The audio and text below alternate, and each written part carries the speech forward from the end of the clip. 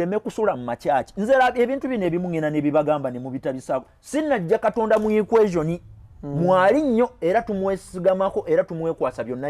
yabituwa naye muleme munafu ya mutuusa ku level nti ne bwona aba ogwomanyi nga okoze kye tuyita poorly selected investment choices gwosuubira nti Katonda agenda kuteerawo omugongo bino tebiriimu ki bw'osiga kasasiro teekwa kufuna kasasiro asize sera afuna sere bw'onaabanga ozimbye kasasiro ogenda kufuna sente za kasasiro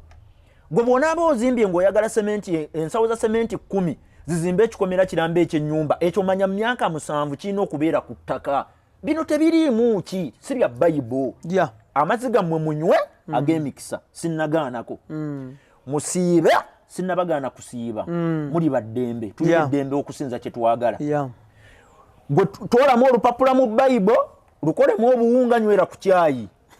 ekitabo kya Jobu mu kifo kyo kisoma kinywe bunywi lwaki tajjamu Baluumi n'Abaluumi ne bw'onaabakuulamu ne bw'onaakuulamu Revelation it is not going to be revealed through okukiteeka ku kyayi n'okinywa ekyo kola kiri eki nze mbawe eddagala the most viable commodity gyensinga okumanyira gyensinga okukkiririzaamu magezi teri kisinga ekyo osanga abantu baludde ku kintu akimazeeko emyaka 4 nojja n'omugamba kola akantu bwe kati kale singa nakutegeera emyaka 2 emabega n'omugamba obulamu bwe butyo bwe buteekwa okukola ki okutambula